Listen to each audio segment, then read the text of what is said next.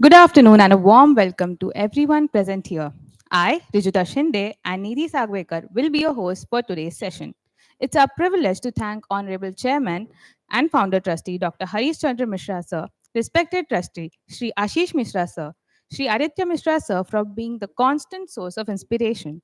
We would also like to thank our Director, AIMSA, Dr. Balakrishna Parab Sir, and Director ASBM, Dr. A.S. Suresh Iyer Sir, for providing us this opportunity to interact with eminent personalities from the industry. A profound thanks to our esteemed guest, Mr. Ravi Gupta sir, for sparing time for us from his busy schedule. Once again, a warm welcome to all the respected faculties and all my dear friends. On behalf of the entire Aditya Group of Institution, we welcome you to today's guest session on film financing, investment, and distribution. Here's a small introduction about Sir. Ravi Gupta Sir is a distinguished alumnus of IIT Bombay and JBIMS with additional qualifications from Leeds University under the Colombo Commonwealth Scholarship. A former IPS officer, he was deputed to the National Film Development Corporation, where he produced, commissioned, and funded over 150 films, working with legendary directors like Satyajit and Mira Nair. As a managing director of NFDC, he presented India as a governing board and served in the IME board. Sir was also founded CEO of B4 Television Network and a CEO of Mukta Arts Limited. Ravi Sir has also served on the governing boards of FITT Pune and SRFITT Calcutta, and he is also an active member of Select. Currently, Sir is a Dean and Director of Whistling Woods International and a leading school in India and an advisory of Mukta Arts. Sir is also fluent in 8 languages as is an author of art collector and passionate about corporate governance. Sir, in his spare time, also supports his wife's NGO for street children named Salam Balak Trust. We now request Director ASBM Dr. A.S. Suresh Iyer sir to extend a floral welcome to our esteemed guest.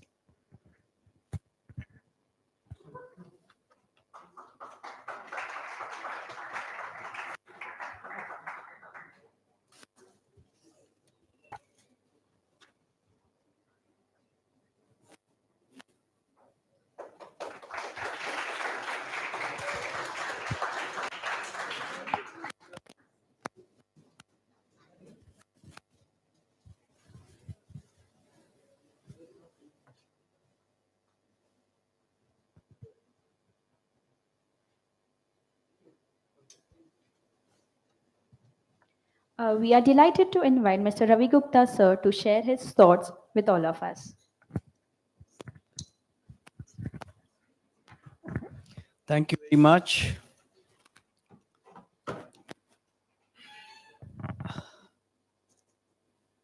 I must thank Dr. Mishra, who really was instrumental in my being here. And also thanks to both Dr. Balakrishnan and to Dr. Iyer and Jayanti, of course. Uh, it's always a pleasure to be with young people because, frankly, you learn as much from them as you teach them.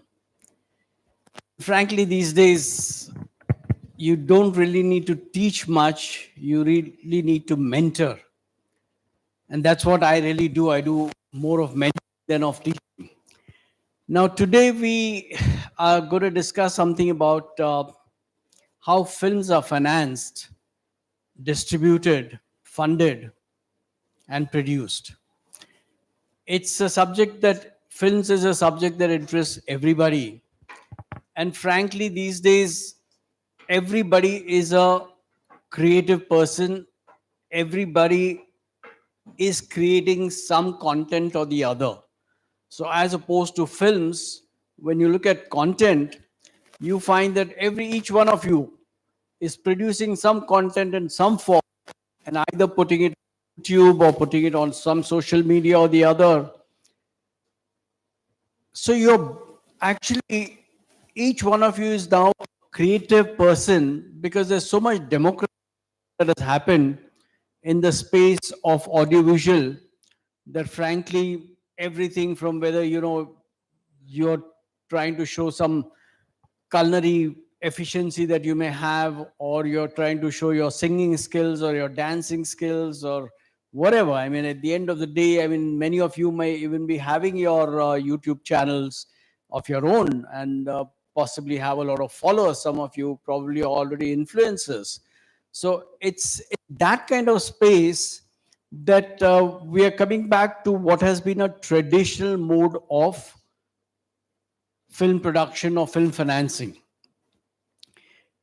Now, as students of management, I'm sure you already have studied a lot of how budgeting is done, how financing and funding is done for projects or for companies. And film financing is essentially nothing more than financing of a project.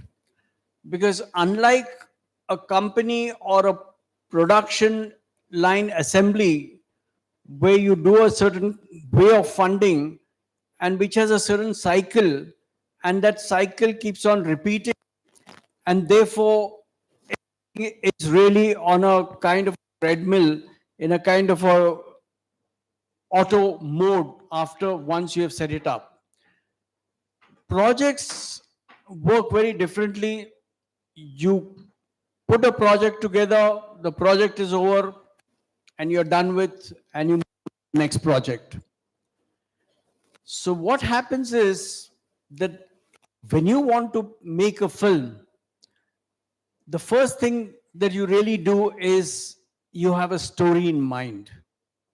And now I'm distinguishing films from content, because content, when you speak of content, you're speaking of anything from a 30-second thing to a 1 minute to 5 minutes to 20 minutes, whatever. Whereas a film, you generally imply that you're making the film for release in the theaters. So that is a significant difference, and that is where the funding and the patterns are different. So let's now focus on films that are being made to be released in theaters. In India, typically we produce about 2,000 plus movies every year, with the intention that these should be released in theaters. The actual numbers that really get released in theaters is only 20% of these. That means about 400 of these. That means out of 2,000 films that are actually produced,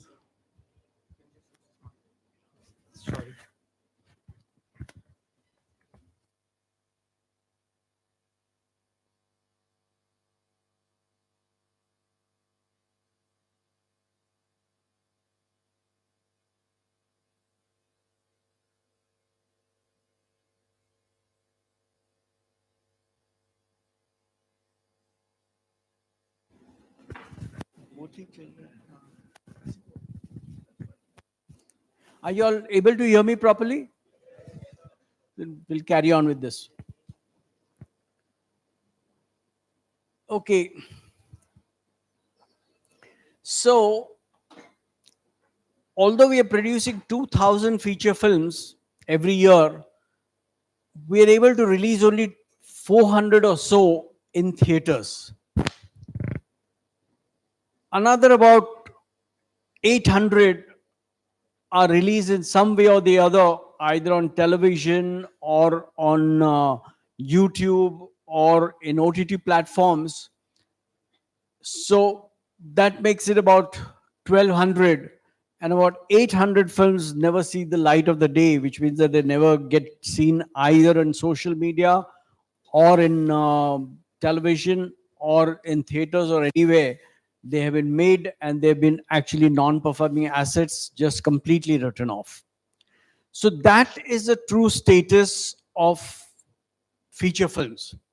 Now, how do these 2,000 films get funded despite facts being before you that the strike rate of films is very, very low, which means that the chances of you making a film and releasing a film is only 20%.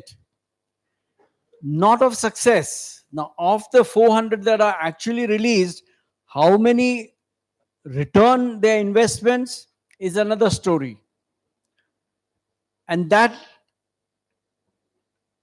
if you really analyze, you find that not more than about 25% of those films, that means out of the 400, only 100 films are films that actually return their investments. Some return very high profits and some low profits, but they are profitable. That means out of 2,000 films that have been produced, only 100 feature films actually end up showing profits. There may be another 200-300 which are close to breaking even or have minor losses, but are still losing. And then the rest are absolute write-offs. Despite this dismal scenario, because of the high risk, high reward that this industry offers, everybody wants to make a film. Everybody who wants to come to Bombay wants to become an actor. Everybody wants to become a director. Everybody wants to be a writer, because we all have stories to tell. We all have in our mind stories that we feel very strongly about. कि अरे ये तो बिल्कुल चलेगी, ये तो ये कहानी तो बिल्कुल अलग है. This is something different. This is something that people must know. So therefore, there is no dearth of ideas. There is no dearth of stories. And when you write them, it doesn't cost you too much, because writing is a very personalized thing. All you need is a pen and paper, or all you need is a laptop. So therefore, that part is actually doesn't cost much, but is the most important part of the storytelling, because what you write there, or what you have thought and what you have put down on paper, that is what is going to give shape to what is going to be seen on the big screen. Now, how do you translate this idea into the film? And that's where you really start first with breaking the story. So the story is generally you write what is called as a one-liner.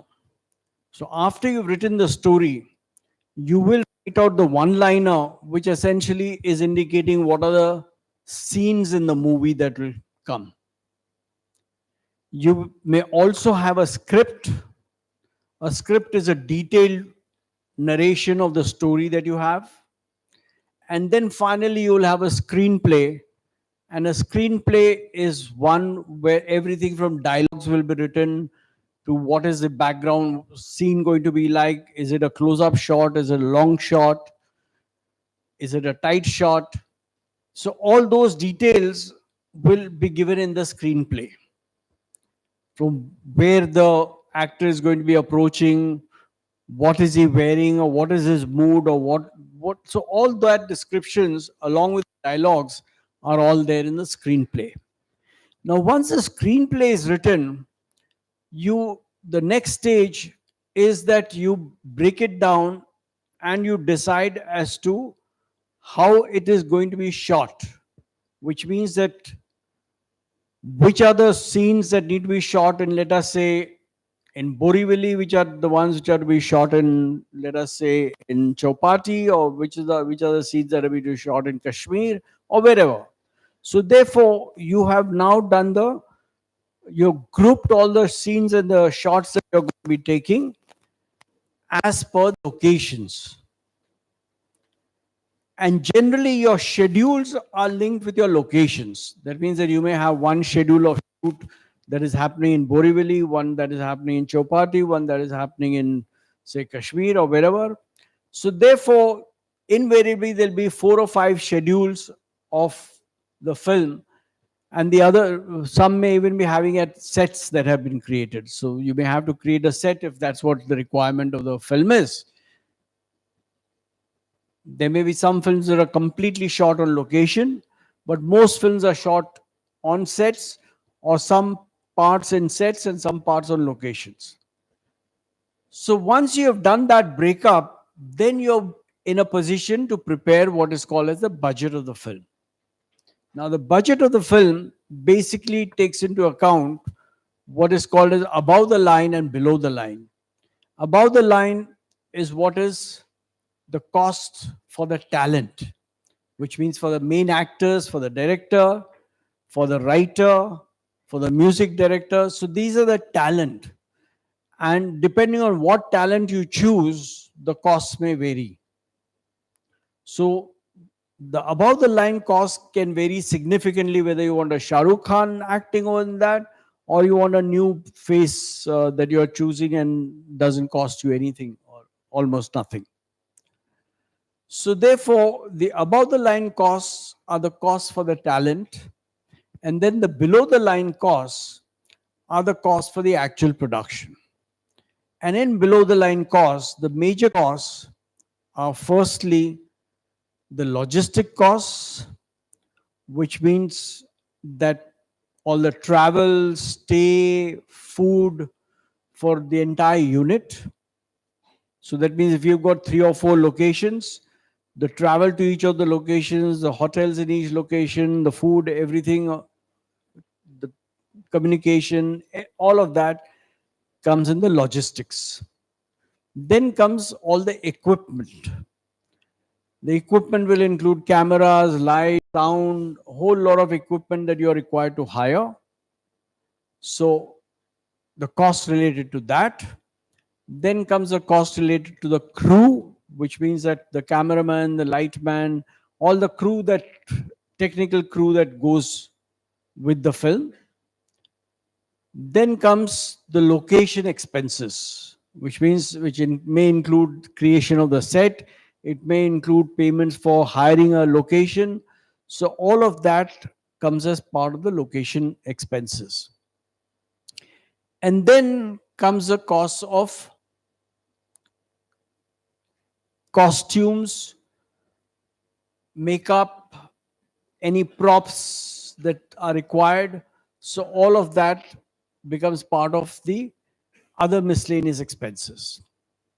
And then finally are the post-production costs. Now, in the post-production costs, you will have everything from editing to sound, recording, mixing, dubbing, special effects, digitization, visual effects, all of that.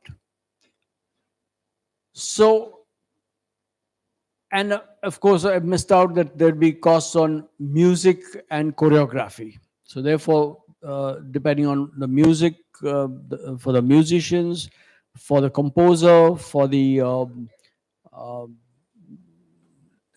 dance choreographer. So all of that, including the background score, so that would be another cost. So basically, these are the main heads of costs.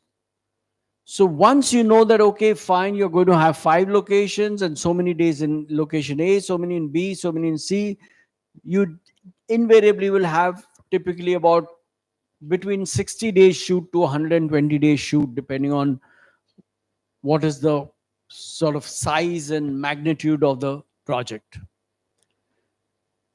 So invariably, when you're shooting a film, you typically record between 3 minutes to 5 minutes per day of shoot. That means the final, what is usable, ends up with 3 to 5 minutes. So if you've got about 100 days, you can have up to about 300 minutes of uh, canned material which is useful to you. And thereafter, then the editor will decide what of that material to be used in the final 120-minute run that you will have. Now, the point is that this is the simpler part, that you have written your story, you've got everything done. Now, the big thing is, how do you raise funds? How do you raise the finances to make a film? When it comes to content, it's very easy. If you're making a 1 minute short film or something, or if you're making a home movie, or if you're making with friends and all, it may cost you nothing. It'll be free. You may use your mobile, and you will just use whatever available talent to you. You'll use your friends to act, and you'll produce something. So your cost can be virtually zero, which means that content can be created without spending anything. But when it comes to a feature film meant to be released in theaters, then the costs can be enormous. The costs will typically vary between about a crore of rupees to about 200 crores of rupees. So that is the kind of range in some films with a lot of special effects now, even 400, 500 crores of rupees we're talking about. I'm not talking about Hollywood films, which where the budgets can be three, $400 million. So therefore, the costs vary phenomenally. And then added to this cost is really the cost of distribution and marketing. One of the things that is really missed out very often is that after you produce the film, how are you going to reach it out to the people? And unless and until you've done your marketing plan and your distribution plan, and you've made provision for that expenditure, because let's say, for example, you made a film and the film has cost you 5 crores of rupees, the marketing budget can be as much as 5 crores of rupees. So therefore, when I've mentioned to you that a lot of films don't see the light of the day, it is because people have run out of budgets and now they have no money to promote what they've produced. Because the promotion and publicity of a film can cost anywhere between 1 crore to 30 crores. So that's the kind of budget that you need to have for promotion and publicity. The bigger the film with big star cast, the lesser the promotion cost, because the stars themselves come with a certain emotional quotient. They attract the media. They already have a fan base. They already have a tremendous amount of following. So therefore, it is very easy to promote movies with big star casts. One of the reasons why stars charge so much of money is because they are fully aware that they are not only offering their services for the film, but they are also ensuring that the film gets a good opening because of their because of what they bring in terms of media hype. So the problem about films without star cast, without uh, known faces, without known talent, is that your promotion costs have to be very high. So your P&A has to be much, much higher, because now you have to reach out to people to let them know that such a film exists and why they should come to the theaters to watch. Invariably, when we want to watch a film, we will see, अच्छा ये कौन सी film आज चल रही है और कौन act कर रहा है, who's a musician, who's a music director, who's a director. And if we find that none of those names click with us, we don't even want to know what that film is about. That is the unfortunate thing.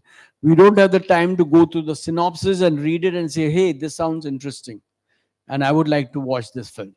We are not waiting or to read the, what the critics have to say about the movies or what others have to say about the movie.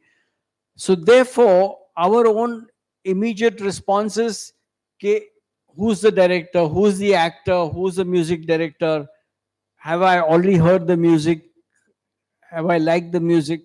So therefore, the decision making, as those of you who are into marketing, especially, you would know that the neurosciences about marketing is such that our decision making is very heavily decided in a neurocinematic way, so to say, that it is all predetermined. So therefore, it's very difficult to get somebody to go to a theater where there are no known names. That means that there is nothing to sell or market. So therefore, the marketing budget for films which are small, which are without star cast, has to be very, very large. And it has also to be large because the first thing, if you want to reach out to people, is that you must have theaters. Now, if I have made a film and I think it's an excellent film, but it doesn't have any known names, now how do I reach it out? If I have to reach out to the people, the first thing is I must be able to reach it in to have space on the shelf. Space on the shelf in film terminology means getting screens in theaters. Now, getting screens in theaters is nearly impossible. And the reason for that is because of the very narrow bottleneck. Every theater, I mean, you all visit theaters, you all will be aware, that a theater typically has, a multiplex typically will have about 4 to 6 screens. A single screen will have only one screen. Now, if it's a single screen, if I'm the owner of the single screen or if I'm the manager of the single screen, I will want to show the most popular or the film that will get me the maximum revenues. I will not like to show a film which is unknown. कि अच्छा, she has come forward saying that she has made a lovely film. I have no time to go and watch a film, but she tells me that she is a film of Shah Rukh Khan. I definitely want to put that film in my theater. Okay. Now, in the multiplexes, I have a slightly larger choice because I have 4 or 6 screens. So I can choose a larger number of films. But typically, what happens is that every week there are 3 new big films that are being released. There are at least 1 or 2 Hollywood films being released. There are at least 2 or 3 regional films being released. Plus, there is the earlier films which are still doing well continue to occupy the screens. So, if I'm a multiplex manager or owner, I have to keep juggling between what to screen. Am I going to take unknown films? Because if there are uh, 200 films, as I said, 400 films every year that are released, that means roughly about 8 films every week are being released. Now, I, as a multiplex owner, have only capacity to release about 4 to 6 films. So I have to choose between these 8 films plus the Hollywood films that are coming, plus any of the earlier films which are still doing well, which must continue in the theater. So if I have, let us say, 6 screens, of which 2 screens are already booked for earlier films which continue to do well, so I can't disturb them, that leaves only 4 screens for me. So I will choose those in those 4 screens. One may go to a Hollywood film, one may go to a regional film, and I'm left with only 2 screens for Hindi films. And I'll choose only the ones which I think will get me the best revenues. So, therefore, those who have made smaller films, they can't even find theaters. Forget about reaching out to people. If you don't have theater screens, how are you going to reach out to people? So therefore, the problem really starts with first convincing the theater owners or the distributors that you have a product and that product is really very exciting. So therefore, theaters are not buying your talk. कि तुम कह रहे हो कि बहुत बढ़िया film है, अच्छी फिल्म है, आप देखिए. Nobody has time to go and watch and all that. They are going to see what is the buzz. They will Google and see how many, if I Google this film, how many, what does it show? So if I see that, no, there isn't enough buzz about this film, I'm not going to show that film. So as students of management, you need to understand the whole concept of product placement and how it's going to be uh, reaching out to the people. Again, in product placement, as you all are aware, when a product is put on a shelf at an eye level, it is most likely to be picked up. If you put it on the bottom shelf, it hardly gets picked up. And the same thing applies in theaters. In theaters, what happens is that films which are in the evening screen timings have a better viewership than if it is put at 9 o'clock in the morning. क्योंकि 9 बजे सुबह कौन जाता है film देखने? But the problem is that when I have a theater, I start my first screening at 9 o'clock in the morning. And if she comes to me and says कि नहीं मेरी बहुत अच्छी film है, and my brother calls me up and says नहीं नहीं उसकी film ले लो बहुत अच्छी है, I have to give it to her. So I give her the 9 o'clock slot because I'm compelled to, do it because of certain emotions. I'm not doing it as a business judgment. As a business judgment, I would say, नहीं मेरे को ये film तो चाहिए ही नहीं. But sometimes I'm compelled to take that. Okay, now if I do it, just to fulfill that requirement, I'm giving a 9 o'clock slot, which essentially is the bottom shelf in a store. Now, if you give a bottom shelf in the store, the chances of anybody picking it up is very, very minimal, which means that you frankly end up getting no revenues out of the theater. So that is how that cycle works. So therefore, in filmmaking, unless and until you're fully aware of how the financing is done and how the recoveries happen, you are not able to really do justice to the business you're in. And film, if you remove the glamour part of it, is business like any other business. So coming back to the financing part of it, now we have seen the budgeting part of it, and we have seen the bottleneck of how to reach it out to the people, which is the marketing part of it. I'm not getting into the part where how can you be very creative in terms of reaching out to the people. That means once you've decided, okay, fine, you may have a small budget film, but now how do I become creative and make sure that creatively my trailers are very good, or I create some controversy about it, or I link it with something that is currently happening.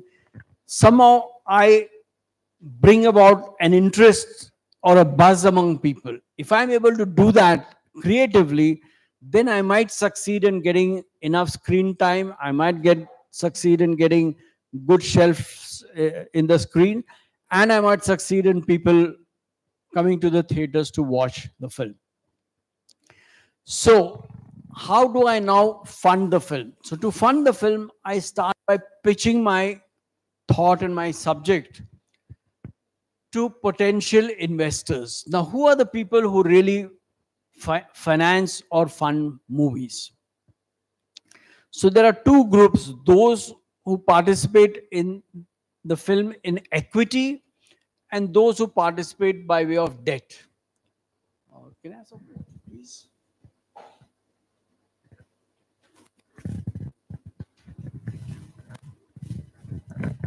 So, those who participate by way of equity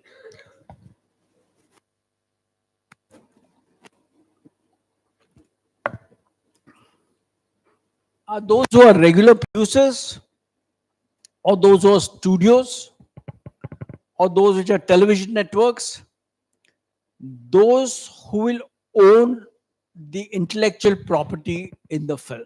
So the IPR will be held by those who are equity participants. Okay. So I may be the project creator, but I may hold a small equity in it because I am not putting in my funds. The funds are being put in by others. Now, unless I do something like a crowdfunding where people are willing to fund in my project, then I might hold the entire IPR. But otherwise, if I have no money of my own, I'm not holding the intellectual property. The intellectual property may vest with those who are putting in money as equity. So these are what you call as the producers. So I may have conceived the project, but I may not necessarily be a producer. I may end up being a co-producer, or I may end up being a director, or I may end up being a participant in the project with a small amount of equity. Producers and studios typically, when they fund, they will insist on holding the IPR and holding the distribution rights as well. That means that they will tend to distribute the films themselves. Producers who are not studios will typically just be involved in the equity production, equity participation, and leave the distribution to other distribution companies. Funding may also come from distributors who are giving advance money for the distribution rights.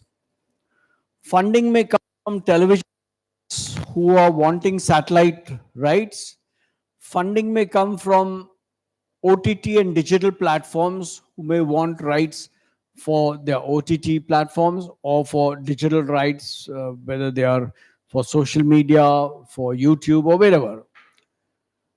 So, funding may also come from music companies who, if they feel that the music is good, they might invest for the music. There are, of course, some companies like the NFDC that will also put in equity and also own ownership. For small budget films, NFDC has been a good source of funding. And then comes the debt part of it. The debt part, you will have a lot of it coming from what are known as film finances or financial institutions. Now, until 1998, the film sector was not considered as an industry. So therefore, financial institutions were not allowed to fund movies. But post 1998, when the film sector was accepted as an industry, banks and financial institutions have been allowed to fund the movies. Now, the difference between banks and film financiers is that when banks give finance and loans for the production, they will insist on collateral securities. Whereas film financiers who are regularly financing movies, they do not insist on collateral security. They will accept the IPR of the film as a security, which means that film financiers understand how the whole process works. And invariably, they have the first right of recovery, which means even before the equity holders or before anybody else gets their money, the whatever revenues come in, they first go to the film financiers. And invariably, film financing is at a very high rate of interest as opposed to the normal bank rates. But the banks give it, as I said, against collateral securities, as opposed to film financiers who give it against IPR security.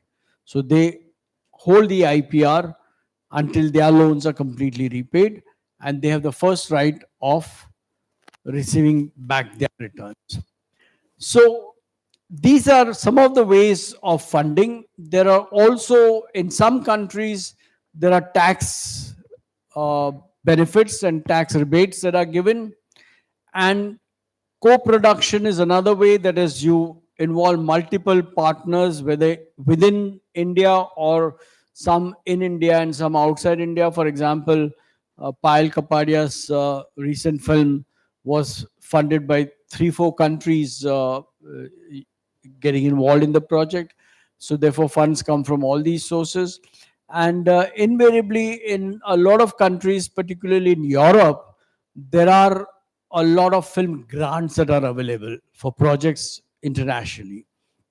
There are no such grants available in India, but in Europe, particularly, lots of such grants are available.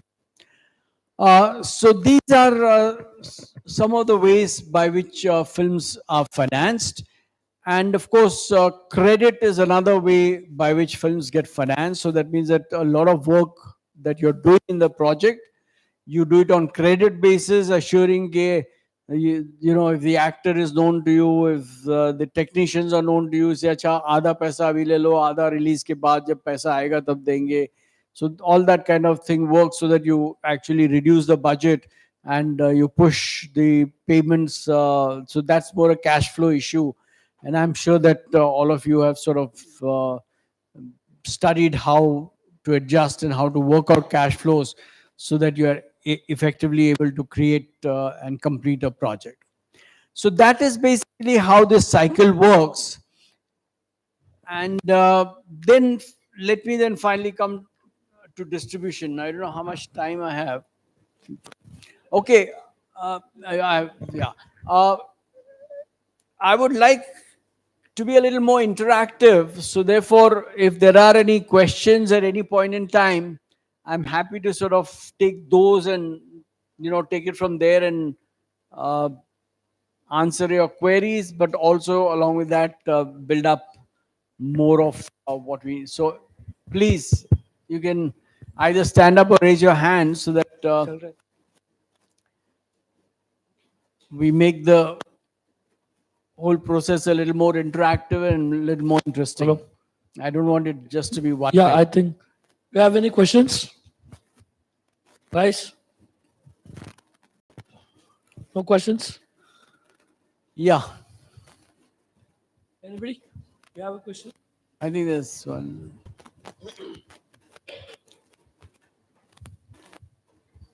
Good evening, sir. My name is Mihir Mandalia, a first year PGDM student. And my question is, does the distribution channels actually with respect to films have a much stake higher comparatively because they are actually taking the risk of showing the films, and if the film doesn't work out, then too they have to be liable to questions to the people who are actually going for movies. So does that have any impact with respect to distribution? I hope I've understood your question correctly. What you're asking is that does the distributor take on a higher risk? Yes. That's your primary question, right? Okay. Now, let me first take you a little through the recovery cycle. So I'm sure that when films are released, you must be reading, okay, this film has done 200 crores at the box office. Now, what the 200 crore does not reveal is what is the amount that finally comes back to the producer or the people who are holding the equity of the film, who have invested in the equity. Typically, out of 200 crores, 18% is GST. Okay. So that means you're already down to about 160 crores or thereabouts. So when the gross revenue at the box office is 200 crores, almost 40 crores goes off to the government by way of GST. 160 crores is there. Out of that, 50% goes to the theater and 50% goes to the distributor. So that means out of the 160 crores, 80 crores goes to the theater and 80 crores goes to the distributor. Out of the 80 crores, the distributor will first deduct his commission. The commission will typically be between 10 and 15%. So that means another 10 crores will go out of that. So that leaves 70 crores. Out of the 70 crores, he will remove his P&A costs. That means promotion and print, what is called as the print cost. So these are digital prints, mind you. So that will come to another 10 crores. So that will leave 60 crores. So 60 crores is what will come to the producer out of 200 crores at the box office. So invariably only about a third of what the figures that you read in the newspapers कि ये film ने 200 करोड़ किया and you think अरे 200 करोड़ उसने कमाए, it's not. The actual amount coming to him is only 1/3 of that. Typically, now to answer your question, whether the risk is taken by the distributor largely, The answer can be yes or no, depending on what the deal is between the distributor and the producer. In many of the films, especially the bigger films, the producer will insist on a minimum guarantee. In smaller films, there is no concept of minimum guarantee.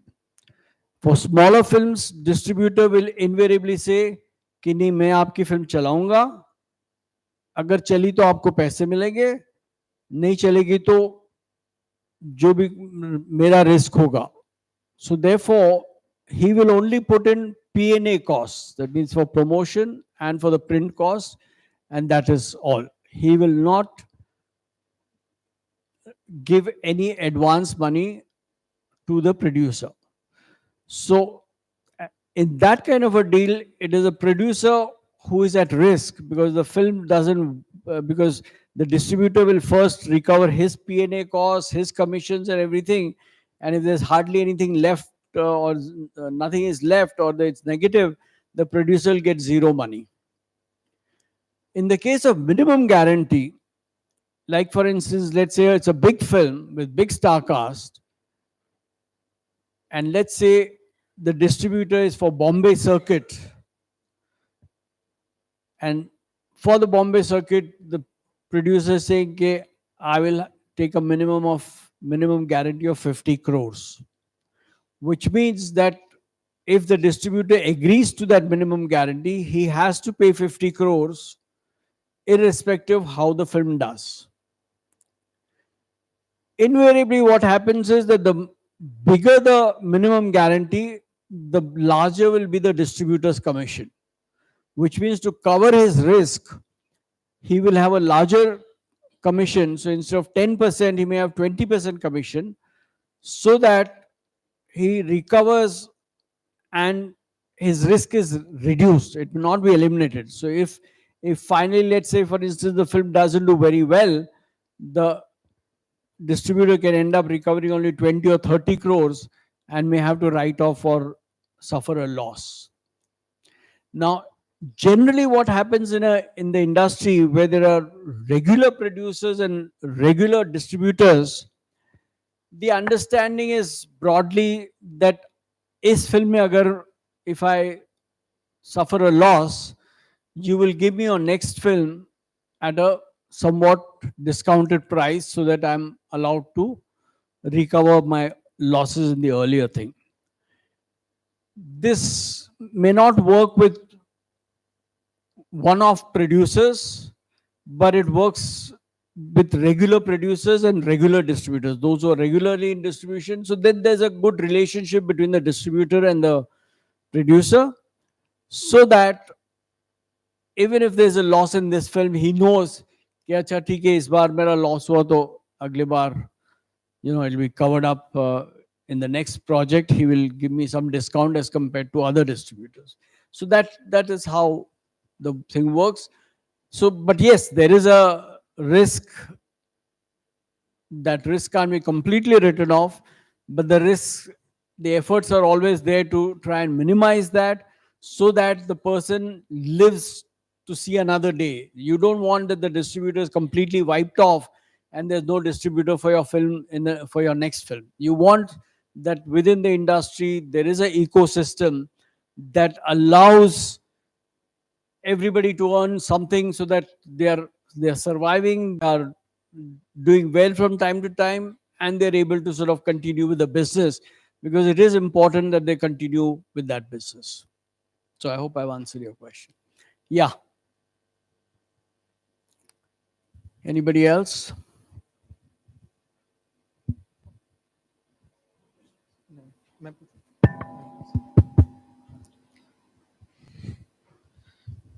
Good afternoon, sir. I am Om, PGDM first year student. I want to ask you, like back in the eras of Dilip Kumar Saab, and now in the era like Kartik Aaryan, all this, so how is the filmmaking process has been changed? So back there was no PR promotion games, but now there is. So there is any financial aspect in the PR industry? Do you see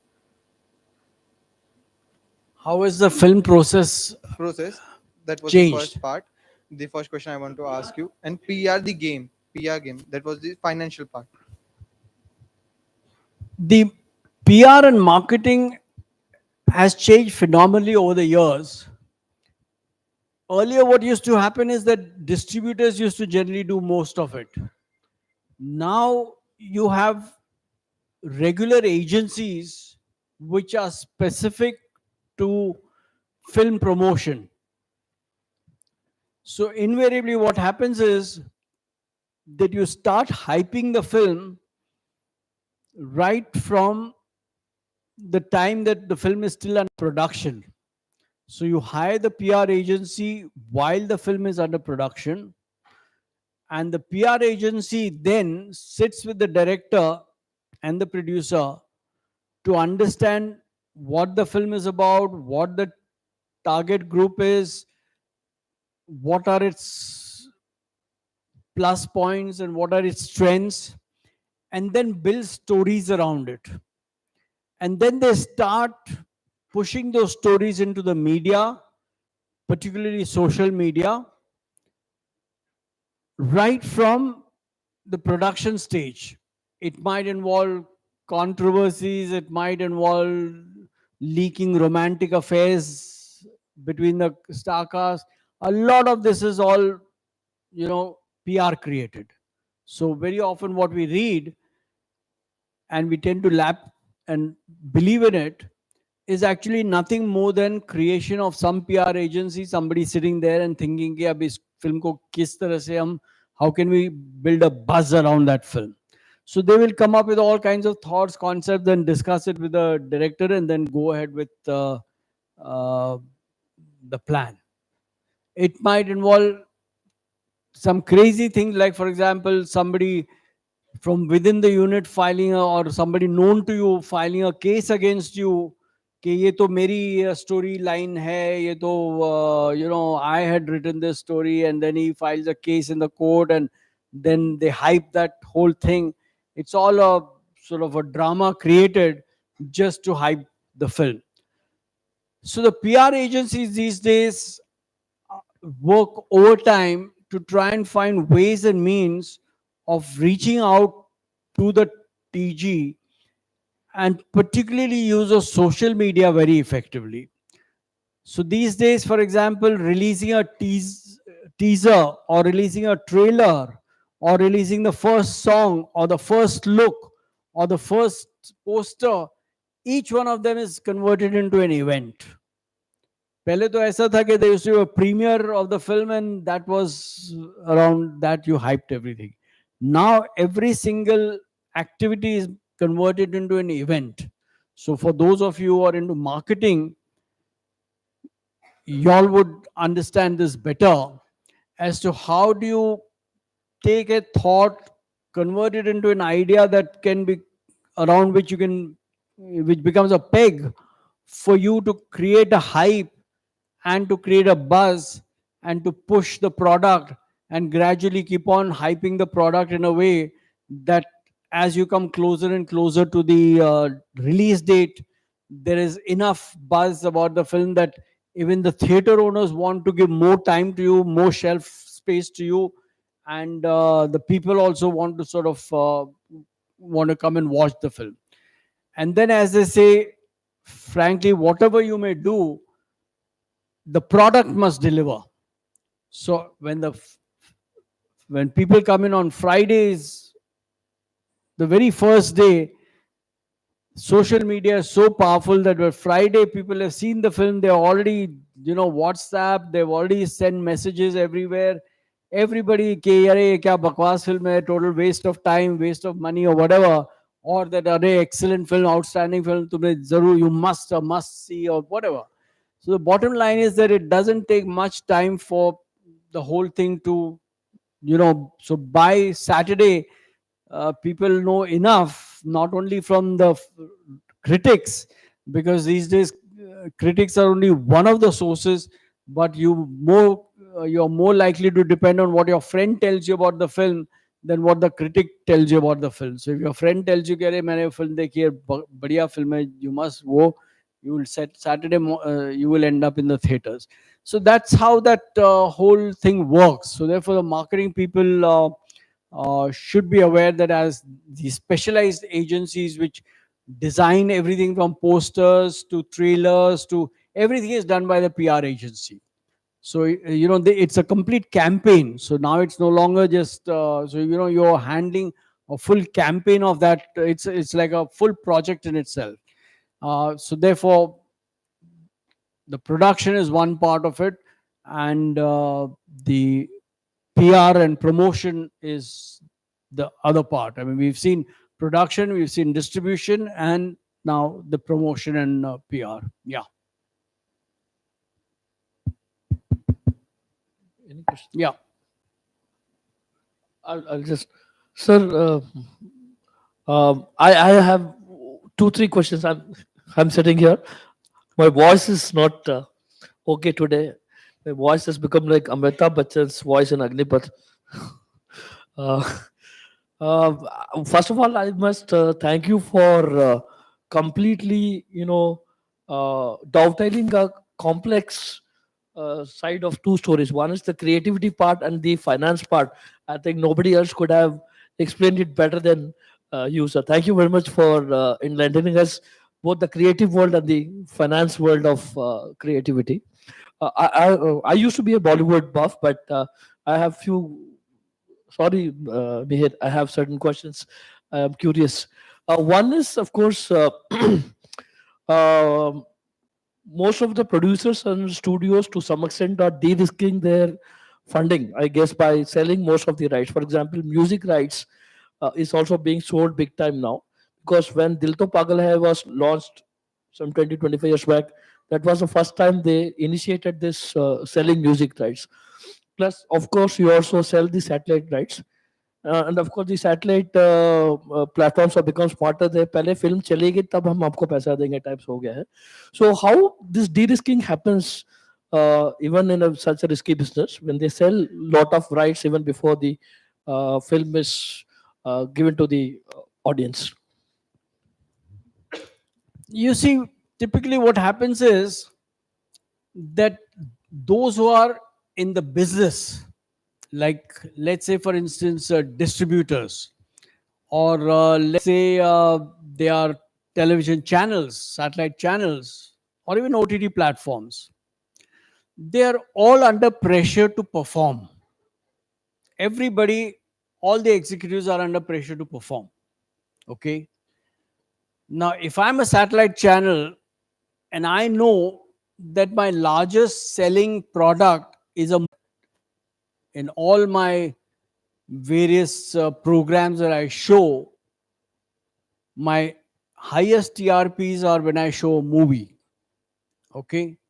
Not when I'm showing my serials.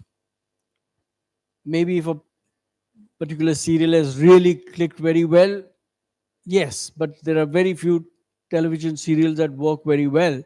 But movies are invariably, the strongest of all the products. So there's a very large audience out there. And the reason for that large audience is that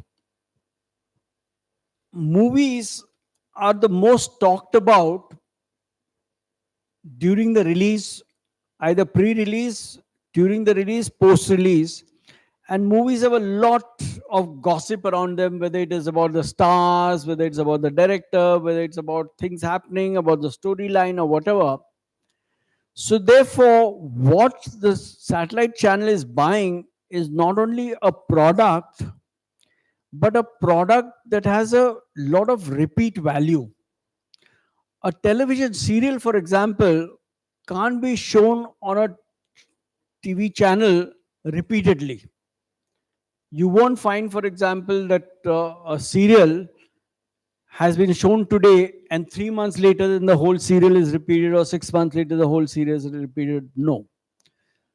A movie, as opposed to that, has a tremendous amount of repeat value, which means that the television channel can show it today, it can show it 2 months later, it can again show it on the day of the birthday of the lead actor, you can again show it at the day of the birthday of the lead actress, you can again show it when the music director has died. He can again show it when the director is about to start his next film.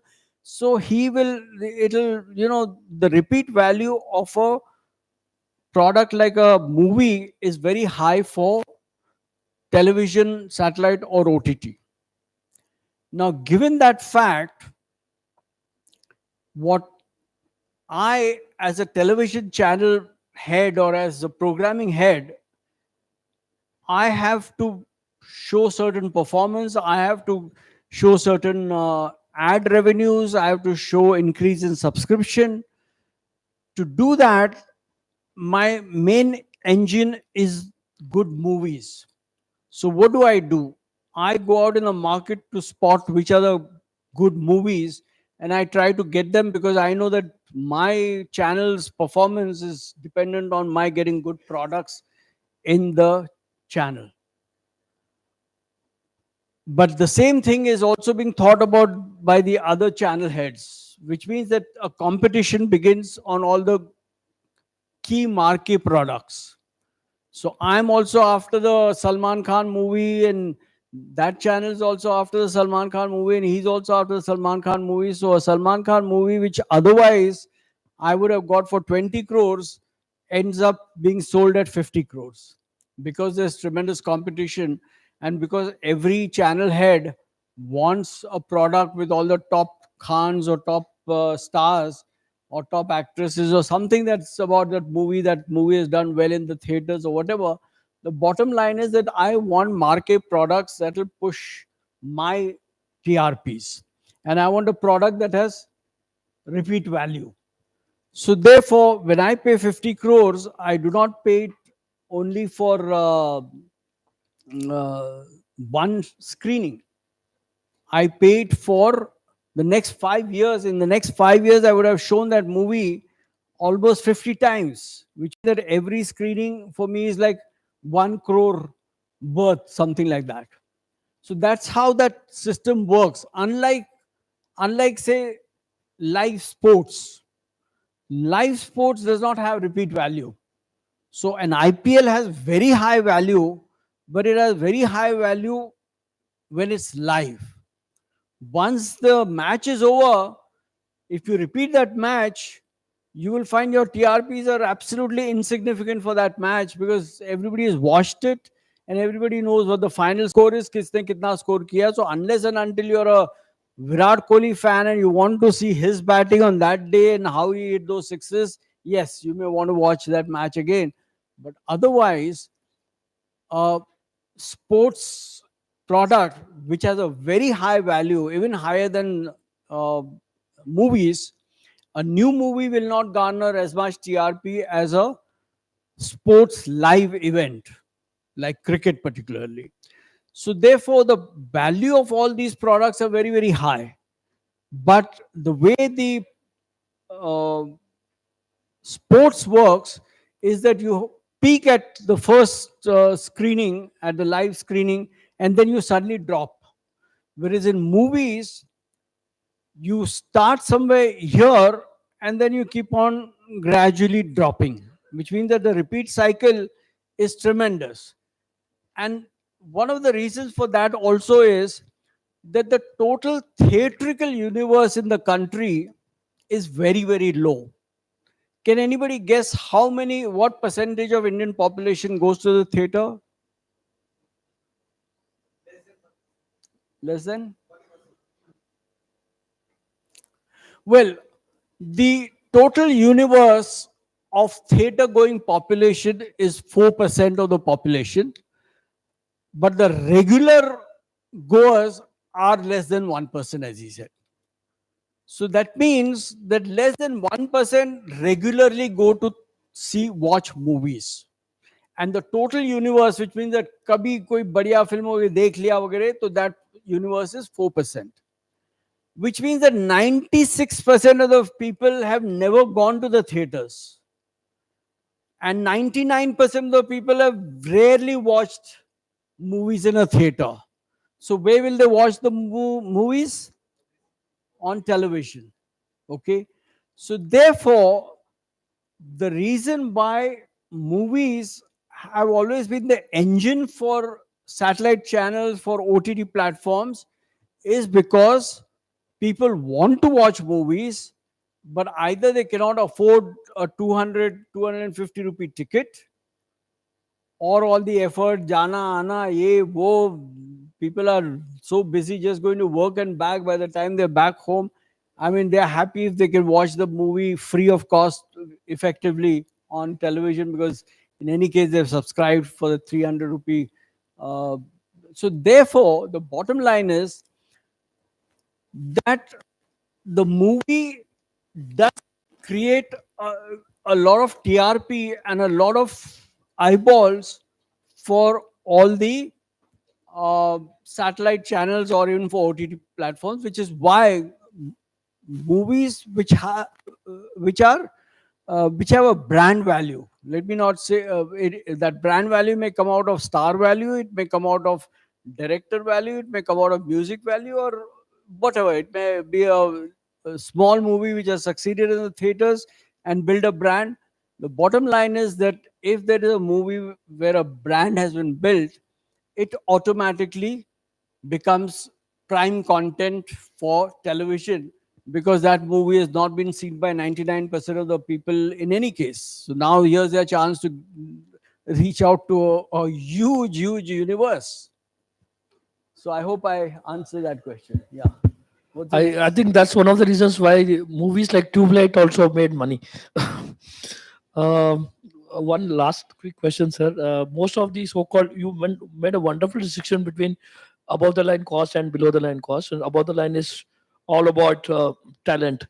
I was talking to my students earlier. It looks like a typical airlines where 50% of the cost is on the fuel. Here, 50% plus cost comes from the above line.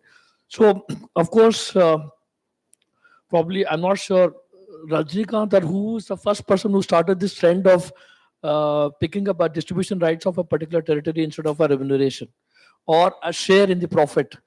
Does that de-risk the business for the producer, or the heroes also have a fixed remuneration and the variable which comes from the profitability?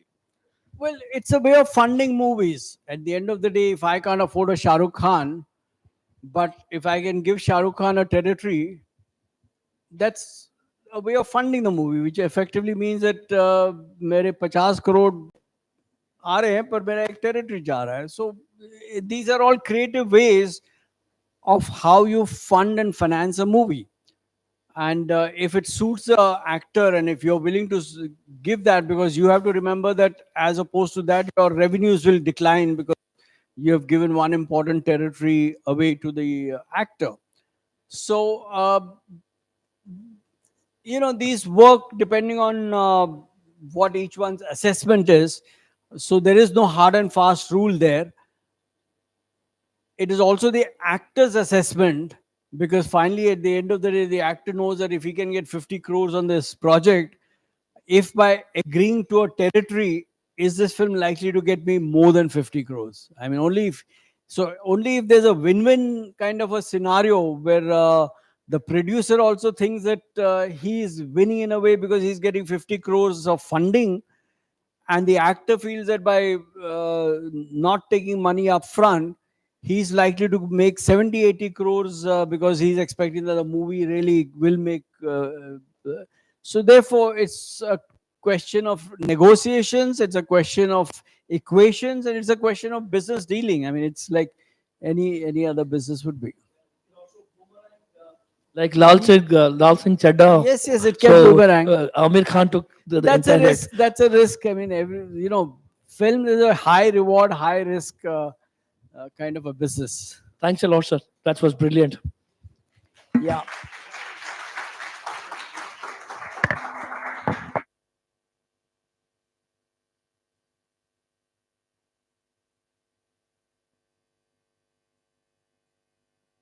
Thank you, sir. It was truly a captivating and enlightened session, and we are really grateful for the profound knowledge you have shared with us.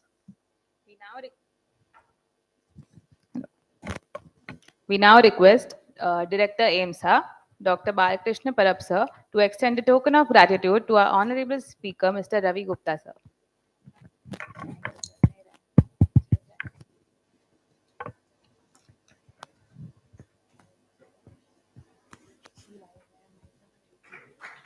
So